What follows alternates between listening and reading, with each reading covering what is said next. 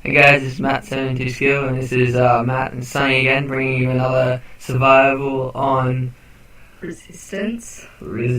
That's it. Yeah, had a mental blank. Anyway, so this is pretty much just getting higher around on resistance. I think we got to 46 using this strategy. That's like rank 4,686 Yeah, in the world, which is amazing. And we were playing for about an hour and a half. Yeah, an hour and 40 minutes. And we were just basically camping in this building. Matt was a bit on the attack, and then I was a bit on the defense, and we managed to get pretty far. And in this video, you'll see this is actually one of the boss waves. It's with the helicopters. That was at the beginning, I think it was. And then we've just finished that, and then you'll see a Juggernaut wave in our strategy for that. Yeah, this is pretty much, it'll come up a bit later, but yeah, you probably shouldn't be going as aggressive as I was. Probably see it a bit later. We'll start going behind the couch and in like this little square area where you can just crouch, because it just stops them from hitting you a lot, and you can just, when there's dogs that come with explosions, you just run to the other person's spot and lay there. Isn't the C4 dogs that explode when you kill them?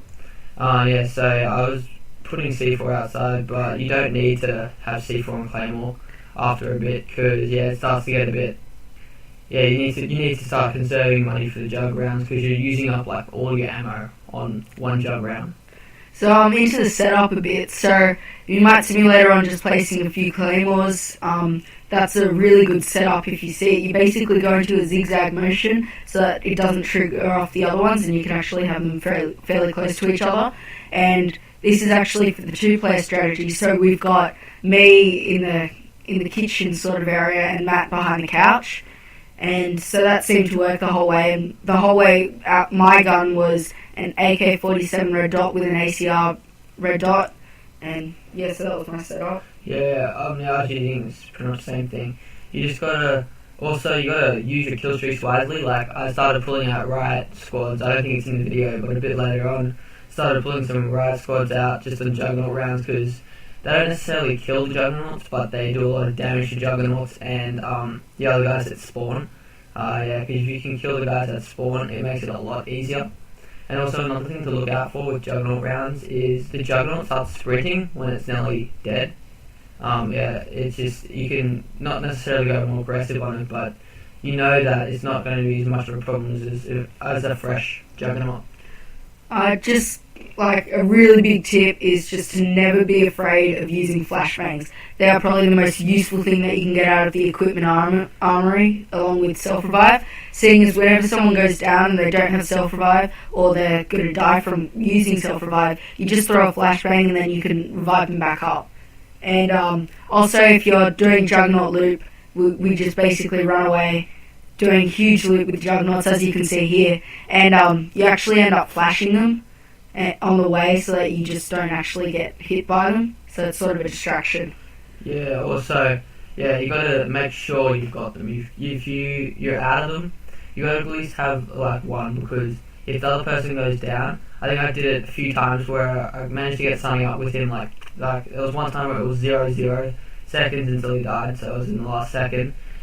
But quite a few times it was like under 3, so it helped quite a lot, those flashbangs. They just slow them down as well, like as you can see there. I was like, just throwing the flashbangs to get rid of them. And just a strategy for the Juggernaut waves, seeing as we're on it now, you basically want to do a loop, whatever you're comfortable with. We ended up tweaking the loop a bit once we got to the later rounds, seeing as we just found that was just better. And you want to kill the attack dogs as fast as you can, and then get on to the Juggernauts and the soldiers. And sometimes you can't actually choose between the Juggernauts and the soldiers, seeing as the Juggernauts end up sprinting later.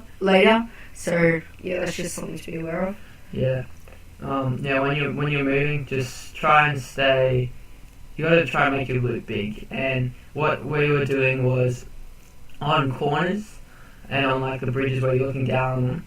Like when they started getting a bit too much damage, you could just poke back in around the corner and sprint to the next corner, and that helped because you're not like caught in the middle of your run with the Juggernaut like up your ass.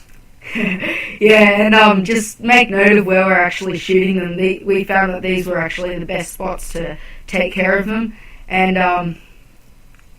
so that was just the easiest. we just spots. find that they're the easiest. And on these early rounds, we tended to have a lot more money than usual, so we bought flashbangs and just threw them at the juggernauts and then killed them, seeing as that seemed to be an easy way. And don't be afraid to spend a lot of time on the juggernaut rounds and don't try to rush them, because if you try to rush them, they're going to outgun you. There's like no chance that you're not going to get outgunned unless it's nearly dead. You've just got to take it slow, do it bit by bit. Like I was doing even 4 or 5 shots at some points where I was just doing 4 or 5 shots and move to the next spot. It wasn't heaps, but it still worked.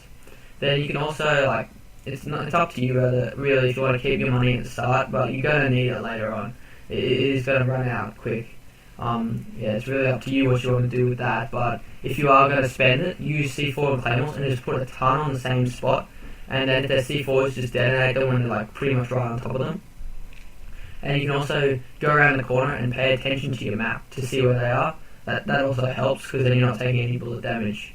Yeah, it's sort of like zombies in a way, because you don't want to actually run too fast to make sure that they don't flank you or cut you off through the middle. And as you saw there at the end of the Juggernaut round, we used the right shield guy just to, run around by claymores and stuff, because 30 seconds sometimes just isn't enough after a Juggernaut round, so that's something that we found really helpful. Yeah. Also, I know I was going way too aggressive, but behind the couch where I am there, you go back in a little bit further, and that's where you should be sitting. And for the person on the bottom screen, it doesn't matter which one goes where, by the way.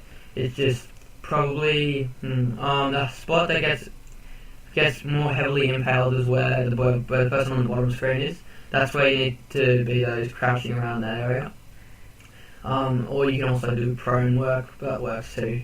Also, when you're using your air support, I have an airstrike just sitting there, as you can see, and you can use that if you start seeing a big group outside or in the same on Juggernaut rounds, you can just throw it out there, get them really easily.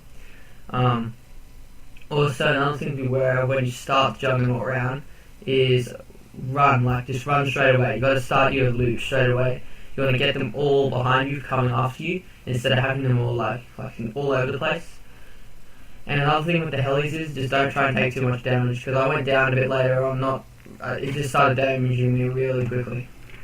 Yeah, so for the Juggernaut rounds, as Matt was saying, you sort of just want to run straight away, and communication again here is just key. You need to tell the other person to just run as fast as you can, and just start the loop.